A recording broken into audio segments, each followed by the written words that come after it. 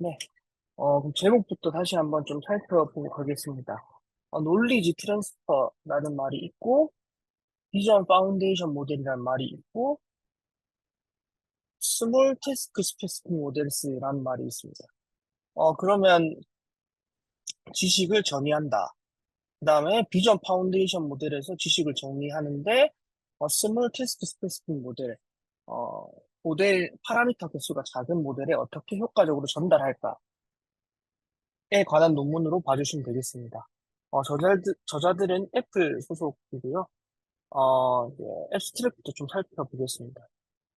우리가 라지 랭귀지 모델 할 때 파운데이션 모델이라는 말을 종종 씁니다.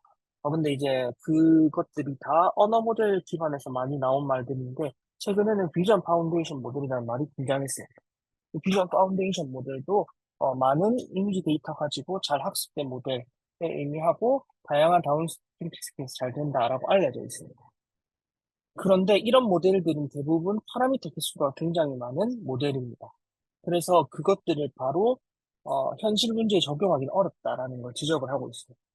그래서 이 저자들은 어떤 의미를 가졌냐면 대형 모델에서 비전 파운데이션 모델이 갖고 있는 논리지를 어떻게 하이퍼 파라미터가 개수가 작은 파라미터 개수가 작은 모델을 어떻게 잘 전달할 건가, 그리고 그것을 위한 학습 데이터 적을 때 어떻게 잘 전달할 수 있을까라는 의문을 가지게 되면서 태스크 오리엔티드 논리지 트랜스퍼 어프로치라는 걸 제안하게 됩니다.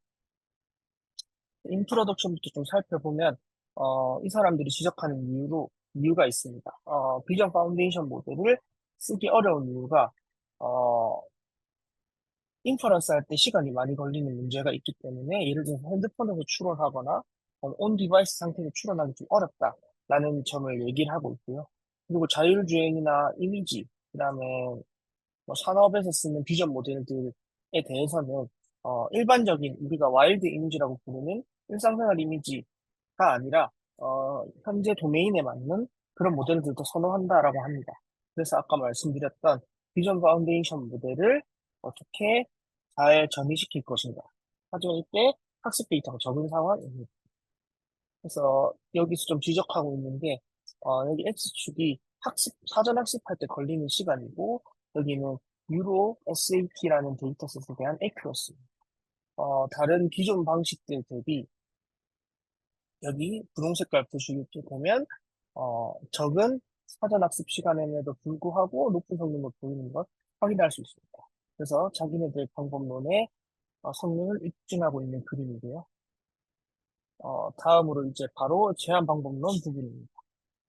아까도 말씀드렸다시피 이 저자들은 태스크 오리엔티드 논리지 트랜스퍼라는 걸 제안을 하고 있습니다. 그 순서대로 좀 살펴보면, first teaches the target task to vision foundation model using an appropriate task specific head. 어, 비전 파운데이션 모델 가중치를 사용을 해서 그다음에 특정 태스크에 적합한 헤드를 부착을 합니다. 다음 그 적은 레이블드 데이터 가지고 어, 미세 조정을 한번 진행한다라는 의미입니다. 다음으로 이제 어, 앞에서 첫 번째에서 학습한 방식, 그 지식을 이제 전이를 할 건데, 여기서 타겟 모델을 전이한다고 합니다. 이 타겟 모델이라고 하면 파라미터 개수가 작은 모델을 의미하고요. 이제 마지막으로 이 지식을 전이받은 작은 모델을 이제 아까 사용했던 레이블 데이터, 적은 레이블 데이터 가지고 다시 한번 파인 튜닝하는 과정을 의미합니다. 이 그림으로 다시 한번 살펴보겠습니다. 여기 A, B, C 부분이 제한 방법론에 해당합니다.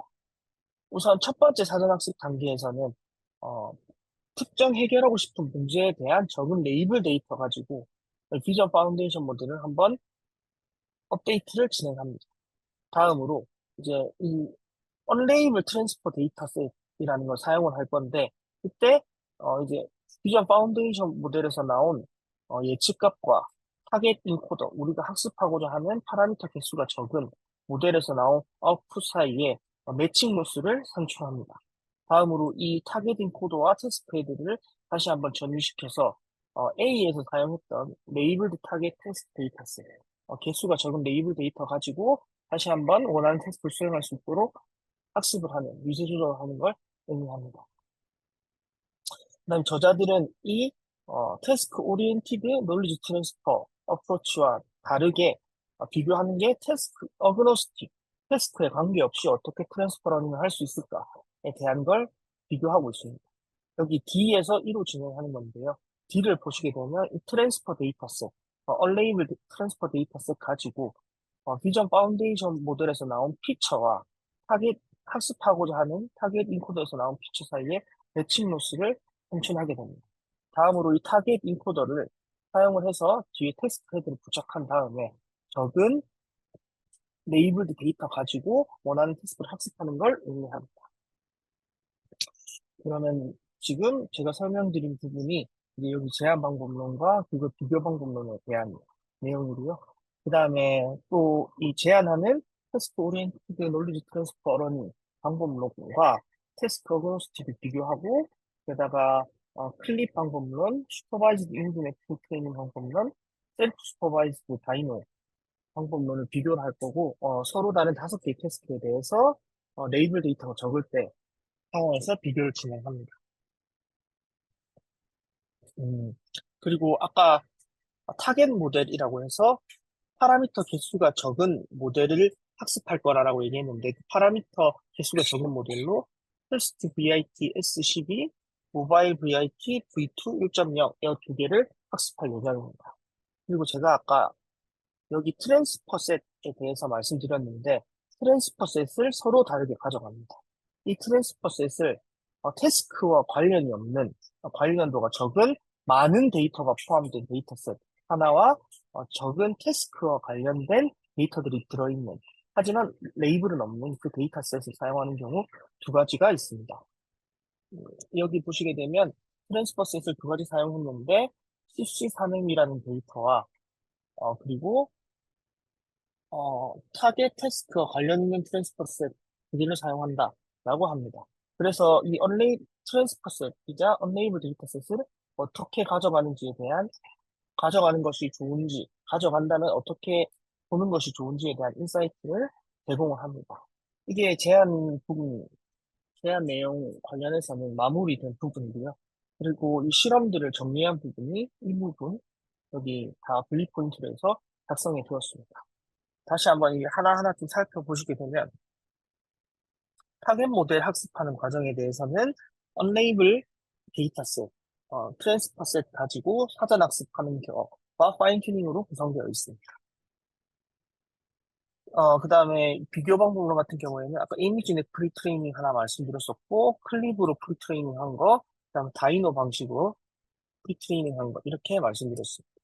그리고 아까 5개 원하는 테스트, 해결하고자 하는 테스트가 있다고 말씀드렸는데, 피부의 질병을 인식하는 테스트, 그다음에 랜드 커버 클래시피케이션, 항공 이미지를 찍어서 그 항공 이미지 내 이쪽 영역이 어떤 랜드 역할을 하고 있는지를 분류하는 랜드 커버 클래시피케이션, 그다음 씬 클래시피케이션이라는 테스트, 이미지 내에 있는 오브젝트 클래시피케이션 테스트, 그다음에 세멘틱 세그멘테이션 테스트까지 존재합니다.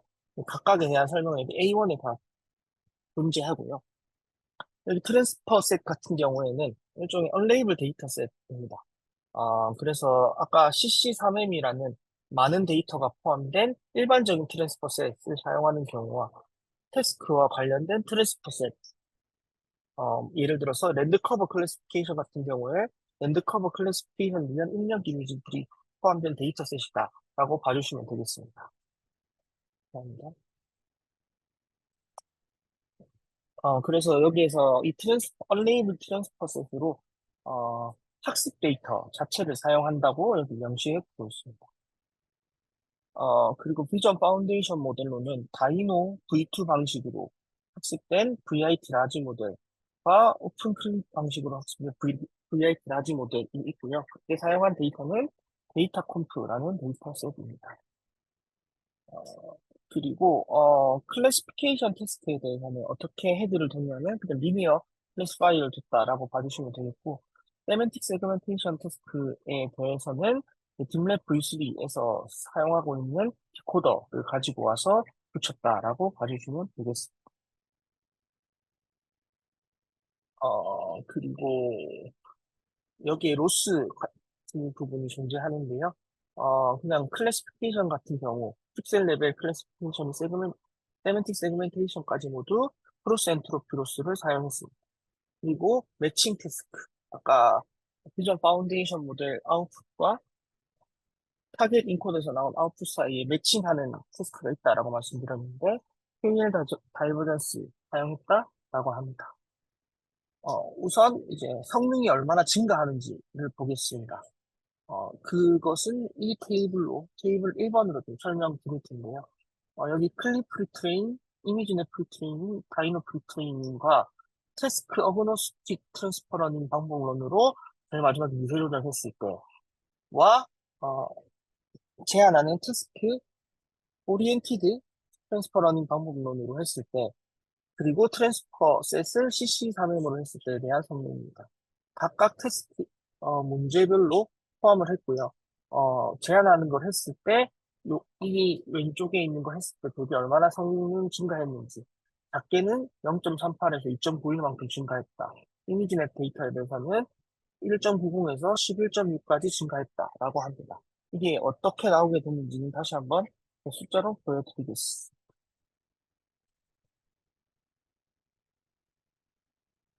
잠깐만요. 여기 이미지넷 여기 보시면 이미지넷 클래시피케이션에 대한 어큐러시인데요. 레이블 데이터 클래식을 한 장, 10장, 25장, 1%, 10%, 25%, 50%에 대한 내용이고요.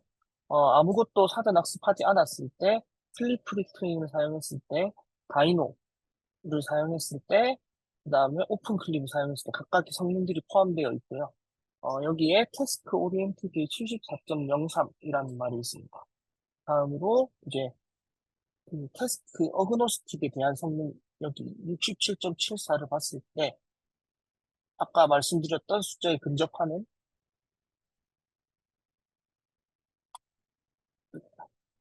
이 숫자에 근접하는 값을 얻을 수 있습니다. 그럼 여기는 태스크와 관련된 트랜스퍼 셋을 사용했을 때에 대한 성능 차이입니다. 이만큼 잘 증가한다라는 걸 의미하고 있고요. 다음으로 이제 얼마나 학습을 효과적으로 할 수 있을까를 의미하는 부분입니다. 여기 피규어 4를 보시게 되면 여기 다 X축에는 학습하는 데 걸리는 시간이고 각각 태스크별 성능 지표가 여기 다 표기되어 있습니다. 어, 여기 학습 시간이 적음에도 불구하고 다 위쪽에 성능들이 존재하는 걸 확인할 수 있습니다. 이를 통해서 적은 학습 시간임에도 어, 빠르게 제한 방식으로 논리지 트랜스퍼를 진행한다면 효과적으로 모델을 학습할 수 있다라고 주장하고 있습니다. 그리고 앞에서 아까 말씀드린 테이블 3을 그림으로 그린 것들이 여기다 존재하는데 보시게 되면 제한하는 방식으로 했을 때 여기 주황 색깔 태스크 오리엔티드 성능을 보시게 되면 다른 방법론들 대비 가장 위에 존재하는 걸 보실 수 있습니다. 음, 다음으로 이제 기존 파운데이션 모델은 파인 튜닝 할 건데 이때 어떻게 할 건지에 대한 내용입니다. 어, 여기 파인 튜닝과 리니어 프루빙이라는 단어가 있습니다. 여기 앞에서 비전 파운데이션 모델을 한번 레이블 데이터 가지고 한번 학습을 할 건데 그때 전체를 인코더 전체를 포함해서 파인 튜닝 할 건지 아니면 태스크 헤드만 학습할 건지에 대한 내용인데요. 그것에 대한 결과는 테이블 2를 보시면 알 수 있습니다. 테이블 2를 보면 여기 리니어 프로빙, 풀 파인 튜닝 여기 보실 수 있는데 여기에 비전 파운데이션 모델 성능, 그 다음에 제네릭 CC4M이라는 트랜스퍼 셋을 사용했을 때에 대한 성능, 타겟 태스크와 관련된 트랜스퍼 셋을 사용했을 때 제한 방법론의 트랜스퍼런인 성능을 리포트하고 있습니다. 여기 보시게 되면 모델을 단순 성능이 있고요. 여기 보시면 이미지넷 같은 경우에는 성능이 그렇게 크게 차이 나지 않고 있다. 라는 걸 확인할 수 있습니다. 그래서 풀 파인 튜닝 하는 것이 항상 효과적인 것은 아니니, 특히 태스크와 관련된 프레스펀스를 사용했을 때 항상 효과적인 것이 아니니 둘 다 고려해 봐야 된다라고 저자는 주장하고 있습니다. 어, 그리고 네, 좀 말씀드리고 싶은 부분이 다음에 여기 Retrieval Augmented Knowledge Transfer라는 내용이 있습니다.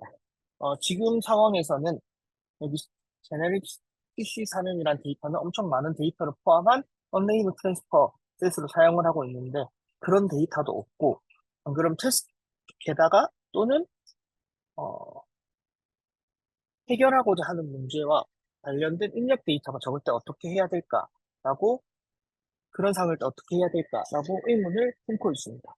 그래서 이미지 리트리벌 방법론들을 활용을 해서 모델을 한번 학습해보자 라고 합니다. 여기 피겨 2를 한번 보시게 되면 여기 가지고 있는 태스크와 관련된 작은 레이블드 데이터셋이 있습니다. 이걸 쿼리셋으로 두고 이미지에서 크롤링한 데이터, 웹에서 수집한 이미지들 모아놔서 이렇게 가지고 있습니다.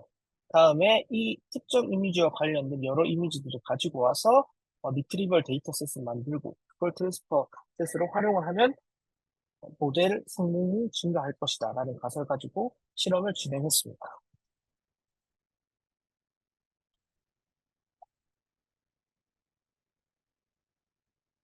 네, 보시게 되면 그것들을 하는 방식에 대해서 수식으로 표현한 게 여기 문단에 포함되어 있고요. 지금 ADE20K라는 데이터셋에 대한 세멘틱 세그멘테이션 성능입니다. 어, 이 데이터셋에 대한 세그멘테이션을 할 때 YFCC 15M 데이터셋을 갤러리셋으로 사용을 했습니다. 어떻게 갤러리셋으로 사용을 해서 지금 가지고 있는 레이블드 데이터랑 여기 YFCC 데이터셋 내에서 비슷한 이미지를 가지고 와서 모델을 추가적으로 활용한다라는 부분인데요. 여기 피규어 5를 보시게 되면 리트리벌 어그먼티드 이미지를 많이 가져갈수록 초반에는 증가하다가 어느 정도 되면 153.6K 정도 됐을 때 가장 고점을 찍고 그 다음으로 이렇게 감소하는 걸 볼 수 있습니다. 그래서 이제 이때는 노이즈가 관련이 없는 것들이 포함돼서 성능을 저하하는 게 아닌가라고 저자들은 지금 주장을 하고 있습니다. 다음으로 또 잘 되는 이유를 TSNE를 사용해서 한번 보여주고 있는데요. 여기 파란색 점 같은 경우에는 갤러리스 대신 YFCC 15M 데이터에 대한 피처들을 시각화한 것이고 여기 주황색은 ADE20K 데이터셋에 대한 피처들을 TSNE로 표현한 겁니다.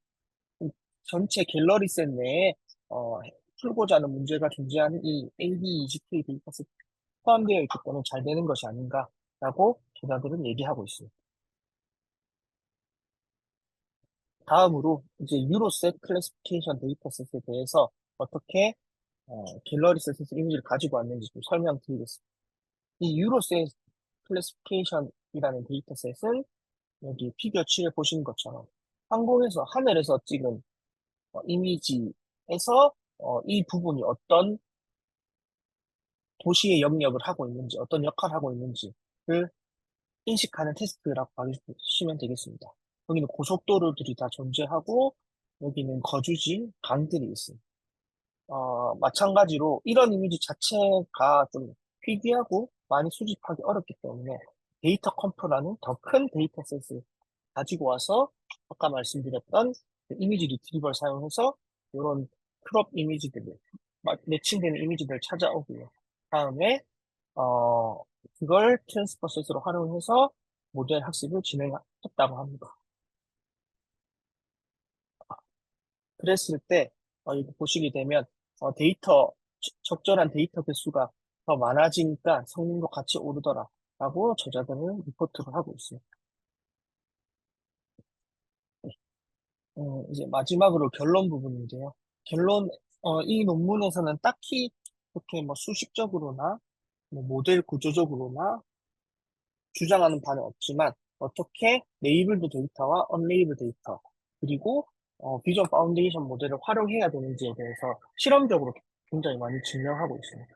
다시 한번 이 방법을 좀 리마인드 해보면, 이 비전 파운데이션 모델이 있고, 우리에게는 해결하고자 하는 태스크에 대한 적은 레이블 데이터가 있습니다. 그럼 이 적은 레이블 데이터를 가지고, 해결하고자 하는 문제를 풀도록 모델을 한번 학습시켜요.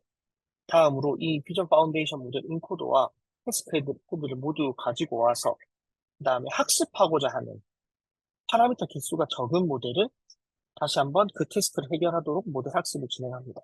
근데 이때 사용하는 데이터는 레이블이 없는 언레이블 데이터 셋을 사용을 하고요. 태스크와 관련된 걸 사용해도 좋고 아니어도 좋다라고 저자들은 주장하고 있습니다.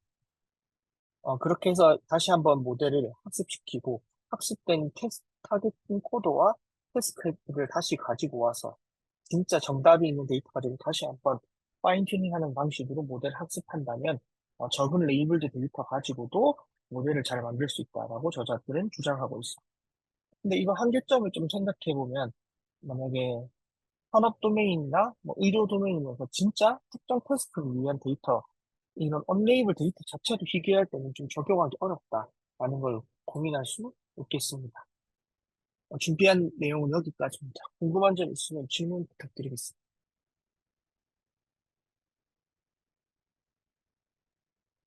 네, 저 그 실험 결과 쪽 중에서 풀 파인 튜닝이랑 리니어 프로빙 한쪽 있잖아요. 네, 그 데이터가 많을 때는 두 개의 성능이 좀 비슷했던 것 같은데 데이터가 좀 적을 때는 확실히 리니어 프로빙이 많이 떨어지기는 하더라고요. 그래서 뭐 네. 나중에 현업에서 만약에 제가 이걸 쓰고 싶으면 그 풀 파인 튜닝으로 해야 될 것 같은데 그 풀 파인 튜닝 할 때 그런 리소스가 얼마나 또 적용되는지 그런 내용도 좀 있었나요? 학습 시간이라든지 GPU를 얼마나 써야 된다든지 그런 게 궁금합니다. 그것 자체를 시간적으로 명시해 놓기보다는 여기서는 그냥 리니어 프로빙, 그 언레이블드 트랜스퍼 셋이 많다면 리니어 프로빙만 해도 괜찮다라는 의도였고, 말씀해주신 풀파인 튜닝을 어떤 자원으로 해야 된다, 어느 정도 걸린다에 대한 언급은 없었던 것 같습니다. 제가 또 어펜디क्스 다시 한번 살펴보고 말씀드리겠습니다. 네네, 감사합니다.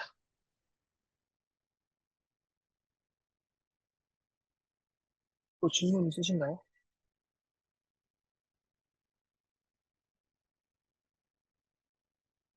네, 그럼 그 없는 것으로 알고 이제 마지막 발표로 넘어가겠습니다.